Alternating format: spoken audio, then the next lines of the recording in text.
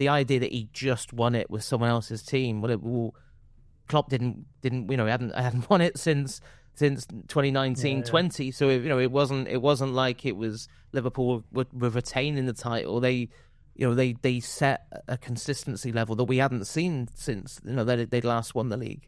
So and Gravenberch was a perfect example of that. I mean, I'd have to hold my hands up and say that when they missed out on Zubimendi, I thought that's going to cost Liverpool, especially when it became very clear that they weren't going to go after a plan B.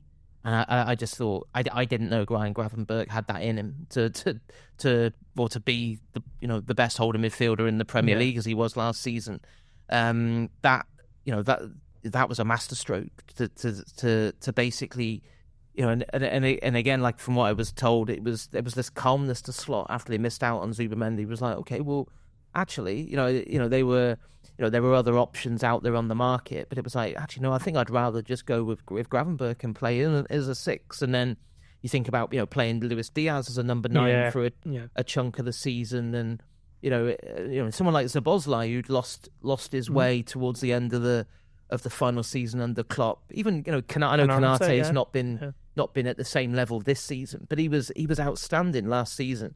And again, Gakpo for me as well. Yeah, Gakpo as well. Yeah, 100%. It was, there was a lot of players there who were kind of reinvigorated by new methods, a new way of doing things, and and also, he had, it was remarkable really in terms of the fitness record when you look at the number of days lost to injuries compared to what it was the year before, and of course Ruben Peters and the medical staff obviously integral to that, but it just kind of it became a much more kind of collegiate way of working rather than kind of under Klopp. It was very much kind of whatever he said goes. It was more of a kind of if you've got an expert in a particular field, then why would you not let that person leads in that area, because that has to be the best way of doing things. Yeah, and I think supporters were extremely lucky last season in that sort of how special the season it was to get the game against Spurs when they only needed a point to go and win the title in late April, and they hammered them 5-1 in the end, and then they get a bit of a month-long victory lap, Chelsea away end, the Brighton away end, and then the big day itself against Crystal Palace. What are some of your memories of that remarkable month, sort of late April to late May? Because some of the best days fans have ever had, I guess. Yeah. And it's funny, isn't it? Because I think it seems like such a modern day thing to like.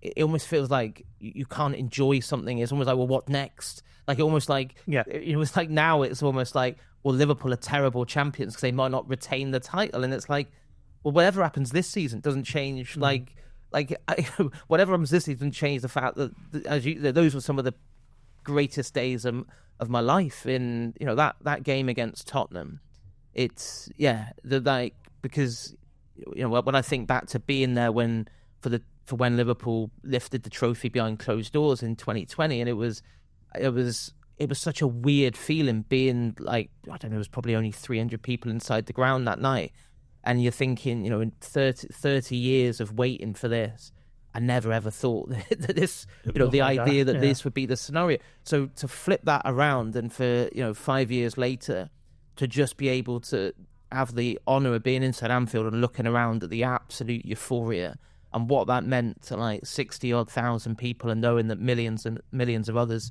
around the world, what it meant to them, and seeing like the generations of people going to the games, and 35 years since, and even I was thinking back to I remember Liverpool winning the league in 1990, but it never triggered scenes like that because it was routine. It was like, well, it'll happen again next year, and it'll happen again the year after. So it was. That game against Tottenham was, I think the trophy lift day was special in a different way. But I think in terms of raw emotion, nothing comes close to that Tottenham game. And then you have this, almost like a month-long victory lap then, don't you? Where, it still makes me smile when I think if someone had said after Klopp had announced he was leaving that, his successor would be partying in Ibiza with Dean Gaffney 3 weeks before the end of the season, you'd have been carted off somewhere, wouldn't you? No one would have believed you. And obviously the players have their social in Dubai, and you know, I know there's a school of thought that, you know, should they have just, you know, put the foot to the floor and just, you know, got over 90 points and tried to finish with a flourish, but yeah, it really didn't matter. You know, they got the job done with 4 games to go, and you know, I think they thoroughly deserved that. And it was just so special to be able to kind of. I just remember leaving the ground actually after the Tottenham game, and it was because of obviously, you know, doing the writing stuff. I think we recorded a podcast straight after. It's been like 3 hours after the game, and like Walton Brett Road was still going strong. Yeah, it was ridiculous. Like it was like the fireworks going off and the flares and the things. And like police would try and like reopening the road, but it was like they had no chance because there were thousands of people, and that just like, you know, rammed it home that yeah, this is the kind of day that we're never ever going to forget. This is the Blood Red podcast from the Liverpool Echo, giving you the inside track on all the big talking points from Anfield.